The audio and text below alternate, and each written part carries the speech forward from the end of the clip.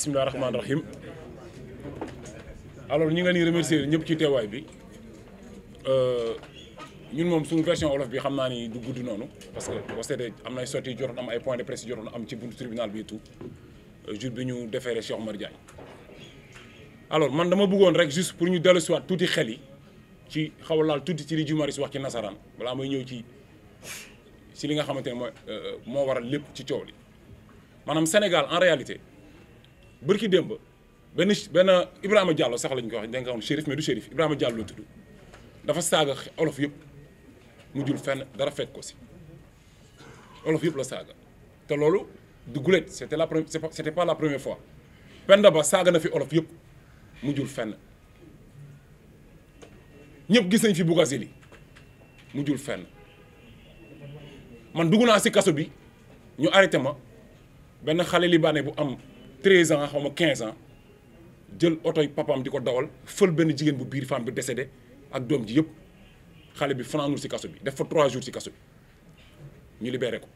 mu dem Saly la mujj woote téléphone ci kaso bi Saly bi mu ñibbee Saly la dem di woote téléphone ni moom mi ngi ciy jàmm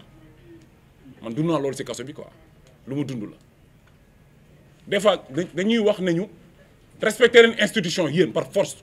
sukk leen ngeen respecter institution yoo xamante ne ni ay magistrats yu politique ñoo si nekk ay juges yu politique ay nit yoo xam ni respecté wuñu institution yi respecté wuñu seen bopp respecté wuñu seen diine respecté wuñu seen aada respecté wuñu sénégalais yi Macky Sall teg ci loxoom te loolu lépp ci nguur Macky Sall la xewee Cheikh Oumar Diagne nag jëmmam si boppam li muy représenté moo bari mouvement bu nekk fii li ngay xeex Cheikh Oumar Diagne da koy xeex te moom kese la du yorul mouvement il est seul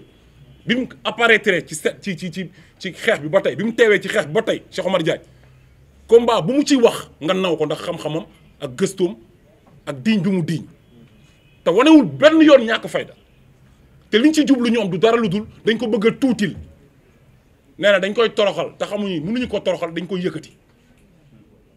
defuñu lu dul yëkkati ko ndax li koy yëkkati mooy li tax ba ñun ñëpp moom mu mën a teewee suñu xeex ñun ñëpp te ñun on a besoin de man damay soxla ay nit pour sama xeex Guy Marius da koy soxla ay mouvement la Cheikh Oumar Diagne benn nit la te fi mu toog lay toog di xeex li muy xeex te ñoom mi ngi leen di déranger bañ ne bàyyi force dañ ko war a arrêté franc-maçonnerie liñ ci xam buñ ko waxee 70% aux Sénégalais yi gën ci informé Cheikh Oumar Diagne moo ñu ko xamal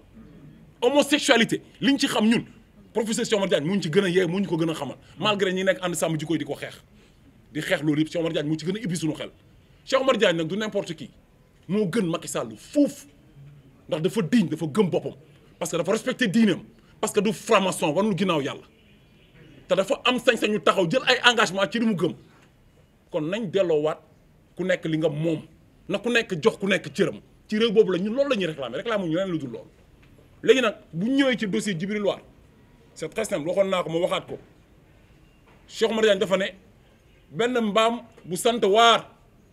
loolu la wax man dama ne Djibril War mbaam la parce que yàlla moo ko wax moo ne suma radana sala safilin mu ne doomu aadama dina wàcc boobu ba gën a tuuti mala te loolu ci ngóor jigéen rek la feeñee te képp kuy ànd ak góor jigéen di leen défendre yaa góor jigéen yee yem qu'on se dise la vérité quoi ñu bañ fi nekk di nëbbante léegi nag bu dee dafa diffamé bu ñu ko yóbbu instruction wala enquête instruction lañ ko yóbbu deuxième cabinet ne dañuy seet lan la Cheikh Oumar Diagne diffamé xaw ma lan la ñuy seet li mu diffamé wala kii mu diffamé wala lan lañ ko war a téye ci kaso bi te mu loolu mu nekk flagrant délit mu war a taxaw ci kanam baar bi ma ne justice sénégalaise bi ma ne ñu ngi may gàcceel parce que jàng droit dafa metti nañ diiñ Macky Sall jeexal na ànd leen ak seen ngor dugal ay nit yu tuuti mënu leen jàng bay bëgg a dee benn waay jóge fee mën a dajale ñett nit ci koñ bi rek nekk seen patron ndax politique si gi leen ngeen dénk seen bopp nga xam yéen a mën a sauver yéen da ngeen di demeurer institution ngeen yor Sénégal tuuti na ci kanamu àdduna bi Sénégal tuuti na ci kanamu ñëpp ndax ni ngeen di toroxalee ak di utiliser justice Macky Sall piétiner seen kaw di leen fowe di leen defloo sale boulot ay magistrat taxaw di tontu ay opposant di buuxante di def yu kenn xamul di nekk ci télé ak rajo yi di dagg sante di politique dafa ñaaw léegi nag kàddu bi ñuy wax mooy samedi incha allahu rabbi dañuy def manifestation boo xamante ni ñu ngi koy defee place de l'Obélisque place de la nation ñuy woo Sénégal yëpp ñu ñëw Cheikh Oumar Diagne je suis mouride je suis Tidiane je suis khadr je suis chrétien je suis musulman mais je défends Cheikh Oumar Diagne foofu affaire foofu mu nekk foofu la nekk l'état du Sénégal day profiter saa su ne di jaxase xelu nit yi pour indi ay di jaxase di tas sunu ànd wi te suñu booloo mooy nekk problème loolu tax ànd sàmm jikko yi sonal ko jaaxal ko ndax ñëpp ci booloo nekk benn ànd sàmm jikko yi nag ñëpp ci nekk ñëpp ko bokk ñi toog fi yëpp journalistes yi ak ñun ñëpp ànd sàmm jikko yi lañ bokk que pet bu kenn taxaw di wax bokkuma ànd sàmm jikko yi ndax jikko yu baax ñun ñëpp la nekk te ñun ñëpp ko bëgg te kenn gënul kenn dañuy defar rek pour baax donc kon dama ni nañ xam ne manifestation bi ànd sàmm jikko yi moo ko woote FRAPP moo ko woote nitu dëgg valeur moo ko woote ñun ñëpp ñu ànd taxaw place de l'Obélisque incha allahu rabbi pour la libération de Cheikh Oumar Diagne samedi 11h la ba 16h ñu ngi fa incha allahu rabbi pour Macky Sall libérer Cheikh Oumar Diagne su ko libéré wulee nag suñ ko waxee mu war koo gëm man moom suñ ko waxee mu war koo gëm moom xam nañu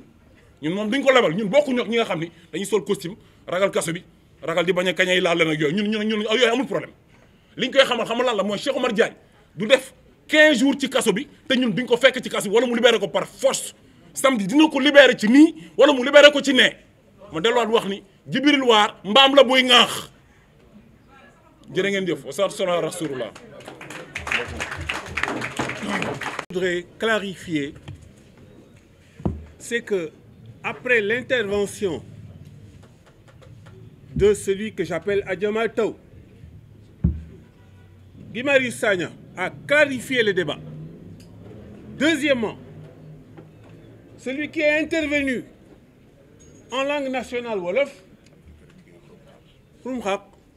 a clarifié. Donc, le problème posé aujourd'hui, c'est quoi? C'est la préparation de la manifestation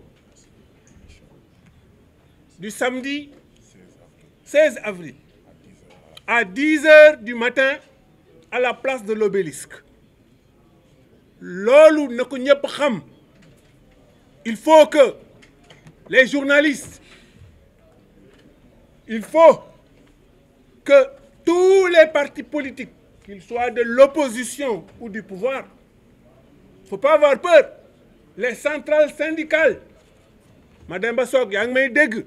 Modi Guiro, tout le monde, toutes les centrales syndicales. Et il faut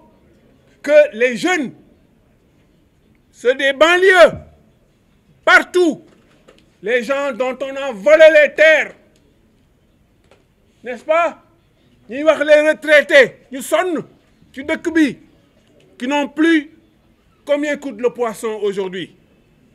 Mais le poisson, les salaires des fonctionnaires ne peuvent plus acheter de poisson, n'est-ce pas? Donc il y a un lien.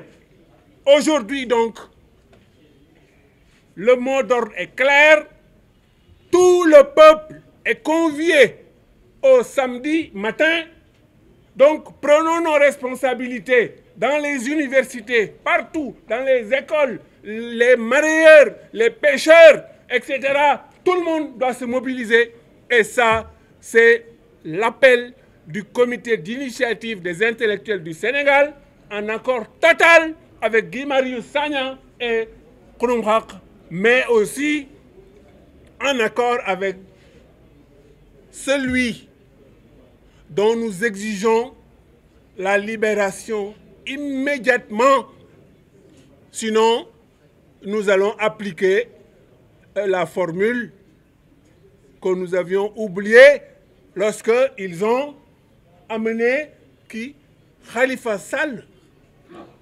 Oui, ce que nous avons proposé tous à l'Obélisque, c'est que s'ils ne libèrent pas Khalifa Sall, il faut une manif pour aller le chercher. Donc pour l'instant, je ne dis pas nous allons aller chercher Cheikh Omar, mais attention,